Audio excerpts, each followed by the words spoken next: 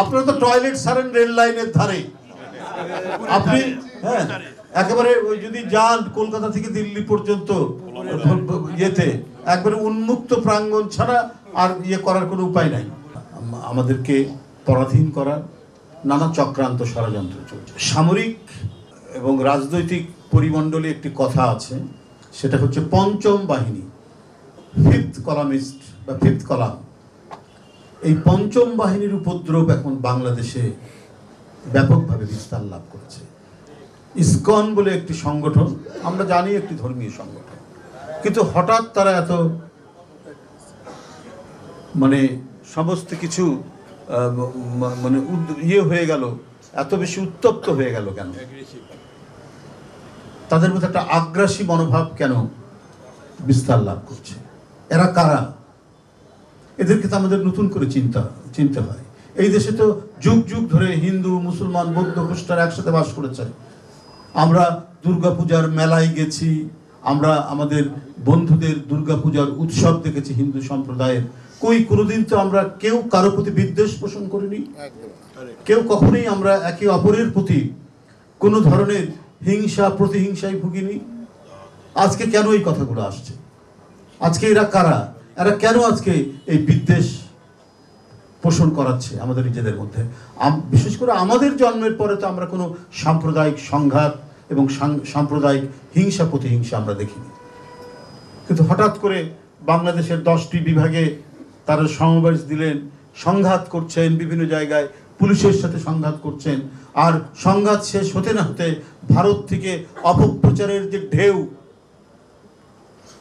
আছড়ে পড়ছে বাংলাদেশে, এইটা দেখে তো মনে হয়েছে যে একটা দুটো নয়, অনেক পঞ্চম বাহিনী বাংলাদেশে তৈরি করে গেছেন শেখ হাসিনার সহায়তায় আমাদের পার্শ্ববর্তী দেশের পলিসি মেকাররা। এই পঞ্চম বাহিনী সম্পর্কে আপনাদেরকে সতর্ক থাকতে হবে। ওরা বলছে, এমনও বলছে, আমি অপপ্রচারের কয়েকটা ইয়ে দেখলাম তাদের বিভিন্ন ইউটিউবে, যে সার্জিক্যাল অপারেশন তারা করবে। তো ওরা কি মনে করে আমাদেরকে? আপনি সার্জিক্যাল অপারেশন করবেন আর আমরা হাত গুটিয়ে বসে থাকবো? আমরা কি বলে যে আঙ্গুল চুষতে থাকবো? এটা আপনাদের ভুল ধারণা। আপনারা ভারতীয় যে স্বাধীনতা সংগ্রাম, ওটা ছিল স্বাধীনতা সংগ্রাম 1947 সালে। সেখানেও হিন্দু মুসলমান সবাই একসাথে এই উপমহাদেশের স্বাধীনতা আন্দোলনের জন্য লড়াই করেছে। কিন্তু ভারতের একটি যুদ্ধের মধ্যে দিয়ে তারা স্বাধীনতা লাভ করেনি, যুদ্ধের মধ্যে দিয়ে স্বাধীনতা লাভ করেছে আমরা। এই জাতির একটি যুদ্ধ দেখার এবং একটি যুদ্ধের মধ্যে দিয়ে কিভাবে স্বাধীনতা লাভ করতে হয় সেই অভিজ্ঞতা তো এই জাতির আছে, আপনাদের নাই। তাহলে আপনারা এই কথা কেন বলছেন? আপনারা কি বলে আমাদেরকে নাকি চিকিৎসা দিতে নিষেধ করেছেন। একজন ডাক্তার কি বলেছে, সেখানকার একজন বিরোধী দলীয় নেতা পশ্চিমবাংলার, তাকে অত্যন্ত তারা ধন্যবাদ জানাচ্ছেন, সাবাস দিচ্ছেন যে বাংলাদেশে যা ঘটছে তার এই জন্য আমি বাংলাদেশের কোনো রোগী আসতে তাকে দেখব না। অদ্ভুত ব্যাপার। তাহলে আপনারা যে কি পরিমাণ ঈর্ষা এবং বিদ্বেষে ভোগেন বাংলাদেশিদের সাথে, বাংলাদেশিদের প্রতি, আপনার এই কথাই প্রমাণিত হলো। শুভেন্দু অধিকারী বলে তার নাম, বিজেপির বিরোধী দলীয় নেতা পশ্চিমবাংলার, তিনি এই কথা বলছেন যে সেই ডাক্তারকে, চিকিৎসককে তিনি বলছেন যে তাকে মানে সাবাসী দিচ্ছেন, সাবাস দিচ্ছেন। তা আপনারা কি মনে করেন আমাদের কয়জন লোক যায় চিকিৎসা করাতে? চিকিৎসা করার সাথে হয়তো একটু ট্যুরিজম হয়, একটু ঘুরে বেড়ানো যায়, সেই জন্য অনেকে যায়। তো মাত্র তো যায় 1% বা 1%-এর কম। তাহলে এত বড় জনগোষ্ঠীর মানুষ যে চিকিৎসা পায়, তাহলে সে চিকিৎসা কারা দেয়? আমাদের দেশ বিদেশ থেকে পড়াশোনা করা ডাক্তাররা নেই, আমাদের হাসপাতাল নেই। আমাদের এখন হাসপাতাল আছে, অসংখ্য ডাক্তার আছে। আপনি কি মনে করেছেন আপনাদের উপর একেবারেই নির্ভরশীল? আপনাদের ভারতে না গেলে পরে বাংলাদেশের মানুষ কোনো চিকিৎসা পাবে না, কোনো ওষুধ পাবে না। আমাদের মানুষরা যায় যে চিকিৎসাও করা হলো, একটু ঘুরে দেখাও হলো। আমাদের অত্যন্ত যোগ্য ডাক্তাররা রয়েছেন।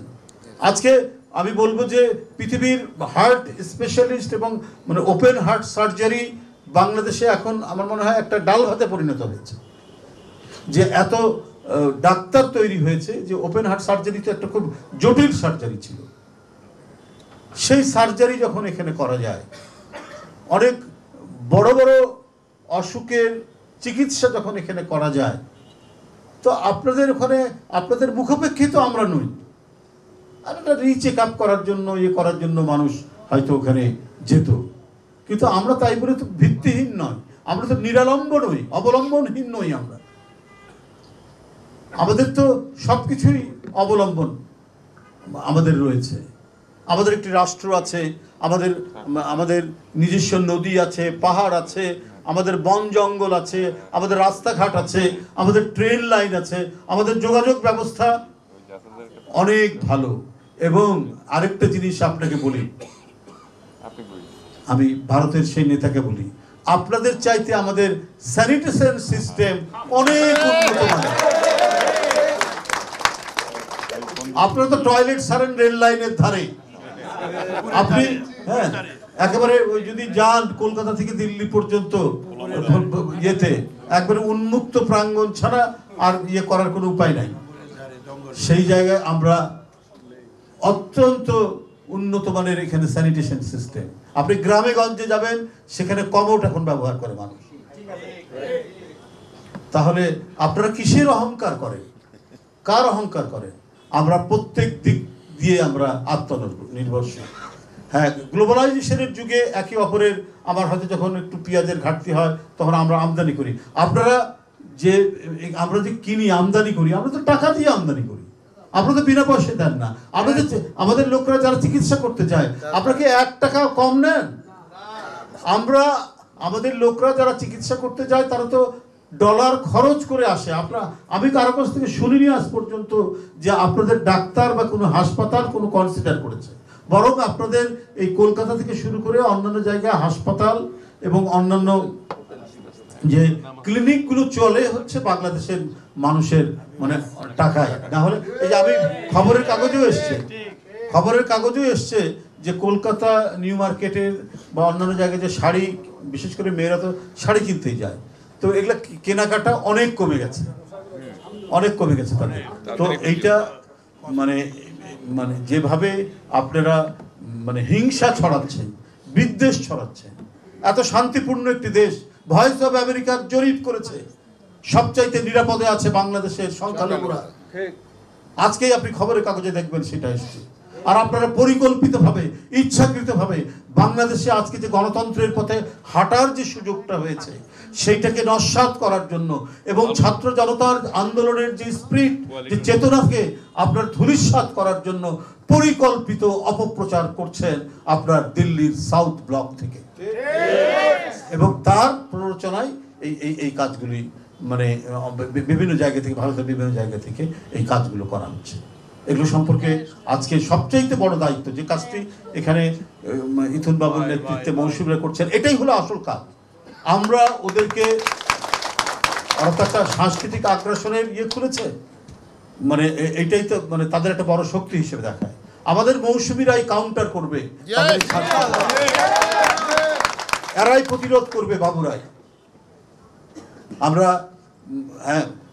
আমি বলেছি আগে, সংস্কৃতির কোনো সীমানা থাকতে পারে না, আমরা সবই দেখবো, করব। কিন্তু ওরা যদি ইচ্ছাকৃতভাবে আমাদেরকে বাধা দেয়, আমাদের নাটক, সিনেমা, আমাদের গানকে যদি বাধা দেয়, আমাদের দেশের মানুষ কেউ হিন্দি ছবি দেখবে না, কেউ হিন্দি গান।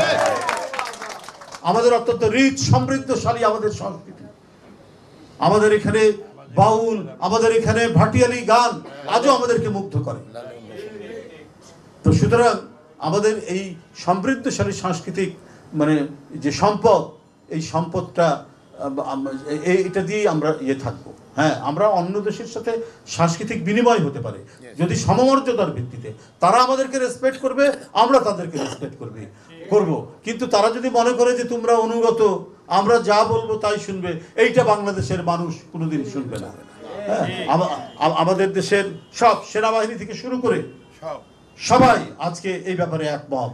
আমরা আমাদের স্বাধীনতা, সার্বভৌমত্ব, আমাদের স্বকীয়তা, আমাদের সংস্কৃতি, আমাদের রাজনীতি, আমাদের লেখাপড়া, আমাদের সমস্ত কিছু আমরা আমাদের নিজস্ব শক্তিতে আমরা গড়ে তুলেছি 50 বছর। এইভাবেই আরও বিকাশমান হবে। আমরা কারো অনুগত থাকার জন্য আমরা মানে এখানে স্বাধীনতা যুদ্ধ হয়নি, এবং দ্বিতীয় স্বাধীনতা সংগ্রাম হয়েছে। সেই যে দ্বিতীয় স্বাধীনতা সংগ্রামের তাৎপর্য হচ্ছে তাই যে অধিকার রক্ষা। তুমি যত বড়ই মাতবর হও, কিন্তু আমি আমার দেশে আমরা স্বাধীন, আমরা সার্বভৌম। এটাই হচ্ছে আমাদের সবচাইতে বড় কথা। এটাই হলো এই নীতিতেই আমরা বিশ্বাস করি। আমরা কারো চোখ রাঙানিতে আমরা বিশ্বাস করি না।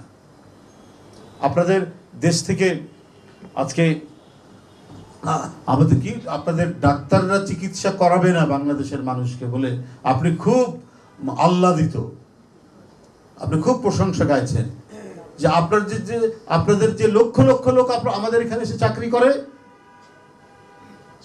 গার্মেন্টস থেকে বিভিন্ন প্রতিষ্ঠানে যে তারা চাকরি করে, তো সেটা সেই কথা তো আপনি বললেন না।